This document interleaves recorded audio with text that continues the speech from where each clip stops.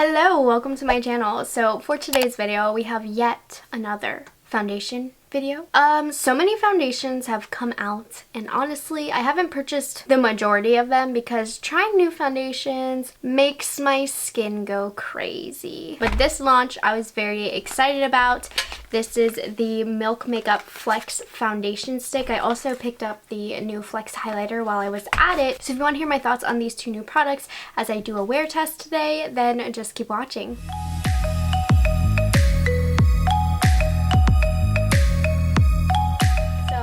We're going to start off with the foundation stick. So this is called the Flex Foundation Stick. As far as my previous experiences with Milk foundations go, I do like their blur liquid, but it's not really my favorite, to be honest. And personally, I just think it's too matte for me and a little bit too thick. I like their skin tint, but I always felt like they needed something in between, and I'm hoping that's what this is. And it came out in a stick form, which I'm very excited. So just so you know what this is, a medium coverage natural finish foundation that covers, calms, and flexes without creasing or caking. The ingredients are marshmallow root extract, which is supposed to allow the formula to move with your face and never crease or cake, blue lotus, which is supposed to be moisturizing to the skin, and chamomile and lavender, which helps soothe and calm the skin. So all of these ingredients sound super bomb for my normal to dry acne prone skin. I normally don't mention this stuff, but since it is in front of me, this product's vegan, cruelty free, gluten free, and comes in recyclable packaging. So I picked up two colors, light beige and light medium. I'm hoping I only have to open one. So light beige is light with neutral undertones. I definitely have a skin tone that runs more neutral. I also picked up light medium with neutral peach undertones. Let's try light medium because all of my foundations have been running so light on me. So I am going to start off with the Milk Makeup HydroGrip Primer. I don't know if this is going to be hard because it has a lot of stick to it, but it is a milk primer, so I'm assuming it might be able to work well with the milk product. So I'm actually just going to put it on one side of my face. Maybe we'll see if the primer makes it last longer, makes it look better, if the foundation just agrees with the product in general. And I'm just going to start on this side of the face because I want this primer to kind of settle into my skin a little bit more. So really quickly, the packaging is simple milk packaging. It's not a magnetic closure. It's a snap closure, and you open up the top and you twist it to get the product out. It's pretty simple. It feels very secure and well made, because sometimes, especially with drugstore products that have similar packaging, it's like loose and it just doesn't feel as sturdy. This feels very sturdy. So this is supposed to have a natural coverage, so I probably just put way too much, but it does not feel like it's blending onto the skin super smooth. I like to use sponges to blend the product out, but you know what? It's not blending out too difficult. This right off the bat is not the most emollient type of foundation stick. I definitely am adding pressure to blend it out, and for some people that might be a turnoff. To be honest, it is a little bit of a turnoff to me. I really love a super emollient foundation stick. And let me add it to the other side now. So as you can see, I just want to show you, I'm like just tapping, and it definitely needs a little bit of force to blend it out. Let me try using my hand.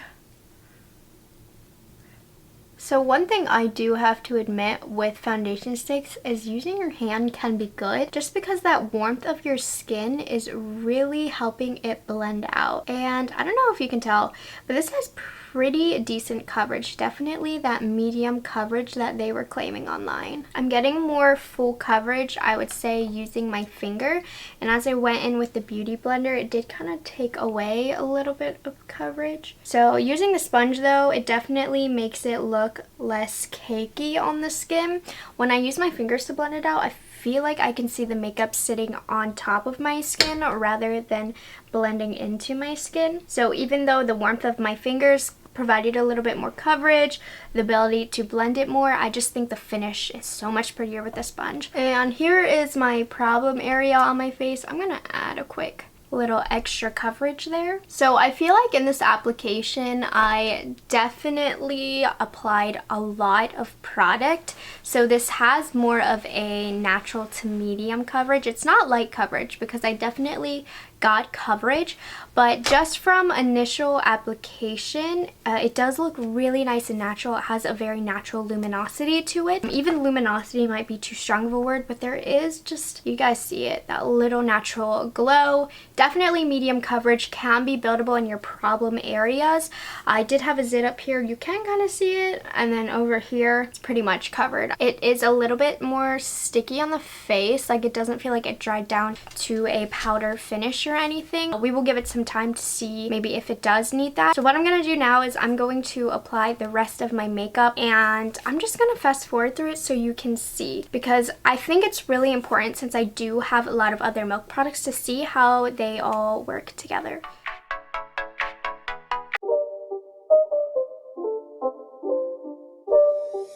It's not a game, it's a rich thing.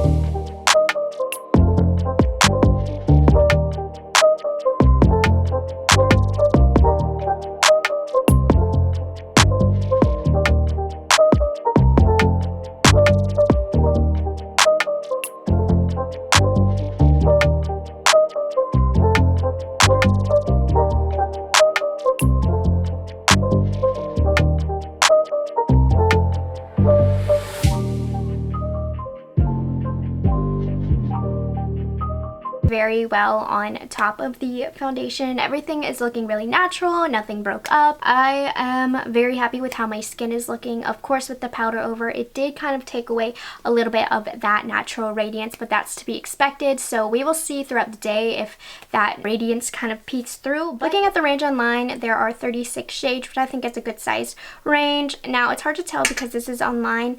It's looking like it could use a little bit more in the depth department, but I don't want to speak just by looking on the online colors. I find Milk generally to have kind of weird undertones in their foundation, so I'm feeling very happy that I did find my first pick, which is a decent undertone, a little bit too peach, but for the most part it matches my body and that's all I care about. Okay, so now it is time to move on to the Flex highlighter. I picked this up while I was already ordering the foundation. This comes in 4 shades, so you have a rose gold, a bronze, a soft gold, which I almost got the soft gold, but I ended up with the color Lit, which is a champagne color. This is described as a silky pearl and gemstone packed pressed highlighter that glides on smooth without creasing or kicking for a next level glow. This is $28. I forgot to mention the price of the foundation. Wow, this is the crappiest review ever. The foundation, by the way, is $36. So the packaging is all white, sleek Milk packaging. It has a magnetic closure, which I really like magnetic closures for compact. This is what it looks like. Super pretty. It has this embossment that says Flex. It has hyaluronic acid in it, crushed gemstones for the radiance and gleaming, and again that marshmallow root extract that's supposed to make the formula move with your skin. It feels pretty smooth. It doesn't feel, you know how some highlighters feel so creamy that you pick up so much, like it almost feels thick? This doesn't feel that way. My finger glid across the powder. Ooh, really pretty. I love a good champagne highlight. Just using my cheap little Morphe highlight brush that I always use, and okay, that's really quite lit, as the name leads us to say, and that applied beautifully as well. So I think this is a really good highlighter. It's not emphasizing texture. I will say it doesn't look quite as smooth or as seamless in the skin as, say, my favorite Dior highlighter, but it is really pretty. It applied very smooth, and I'm just gonna kind of blend it in to see if I can make it look like it's more a part of my skin rather than sitting on top. So blending out is really helping with that, and it's looking much more natural as you kind of blend it out.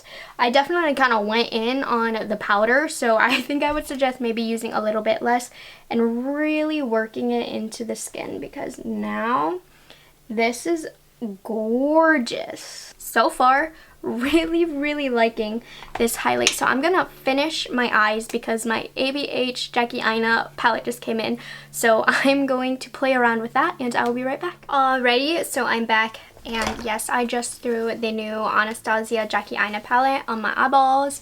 I went for a neutral look because I'm just going to the airport after this. I didn't really have time to sit down and do a colorful look. But yeah, so far it's really pretty. But that's not what this video is about. Now that everything is applied, I am absolutely loving both of these. The foundation looks absolutely beautiful. I can't wait to see how it wears. It covers really well. The only downside to this, I would say, is that it's not the easiest to apply. It definitely kind of tugs at the skin a little bit, which is not my favorite aspect in a stick foundation. But once it is blended out, it does look beautiful. I do worry over time how this is going to go, if it's going to get harder and dry out a little bit more. Hopefully not, because the finish on the skin is beautiful. It's way different than the Soft Blur liquid, which is much more matte. This one looks more skin-like. It hasn't gone into my fine lines yet, and I'm loving it. As far as the highlighter goes, this is a really pretty highlighting formula. I really like that you can kind of customize the glow that you want. So you saw at first how I had that really blinding concentration of color, and once I blended it out, it really sheared out to just a beautiful glow. So I'm actually quite impressed with this highlighter. So it's about 1 o'clock. I am about to go to the airport to pick up my boyfriend. I will take you along with me. I'm so excited to see how this makeup wears, and let's get to it. And I am on my 3-hour check-in. So it's looking really nice. And what I'm impressed by is there is no creasing in my smile lines. It does look like some oil starting to build up, but it's not bad quite yet. So we will see in a couple hours. How do you think my foundation is looking? Amazing. Alright, so I will catch you guys in the next check-in, but so far, so good. Alright guys, so here is my 6-hour update. So definitely my makeup is starting to break down a little bit. I would say around my mouth area, it is looking a little bit more makeup-y. And then as we get closer to the smile lines, they definitely are showing, but it did take a few hours. So I think it did a pretty good job as far as smile lines go. I mean, the makeup is starting to look a little bit worn. It's nothing bad. I mean, it has been 6 hours, which is a pretty long time already for makeup wear, but I would say that it's holding up pretty decent. My skin is back to that really natural, pretty radiant finish, just with a little added oil, but I'm still liking it. I'm not mad at it at all. I will check in for my final check-in in a few hours. It has been 8 hours now, so I'm here for the final check-in and my final thought. Right now, here's how my face is looking. It's definitely time to take the makeup off. There's little to no coverage. Can you stop being a... Are you done? Yes.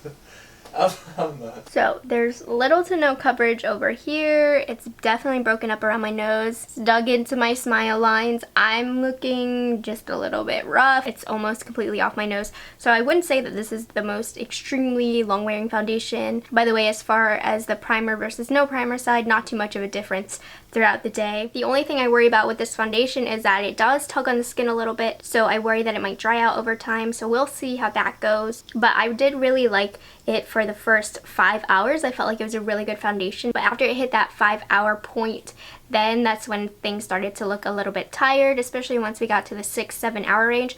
So I definitely have some foundations by the end of 8 hours. It looks pretty good. This is not one of those. But I mean, overall though, I'm really liking this. I think it's really good. I have normal to dry skin. I think this is good for normal to dry skin. I think oily skin, you can pull it off, but you definitely need to powder it. For a while, I could see the flexibility that this had without creasing, because it did take a long time to crease. So I'm very happy with that. So I do really like this foundation. As far as the highlighter goes, I know I didn't talk about it in my updates. It's still looking pretty good. It did fade a little bit, but it has been 8 hours. But I really do like this. this. I mean, of course, we all have so many highlighters. $28 isn't the most expensive highlighter for a giant pan, but it's still $28 for a giant pan of highlighter, and I feel like at this point we all have a lot of highlighters, but it is a good quality formula, and I don't regret purchasing this. I don't regret purchasing the foundation either, so I'm very, very happy with this release from Milk. They have great products. So that is all I have to say for this video. I hope you found it helpful. Let me know if you picked these products up. If you are not subscribed to my channel, I hope you take the time to do so, and I will see you guys in my next video. Bye guys, have a good one.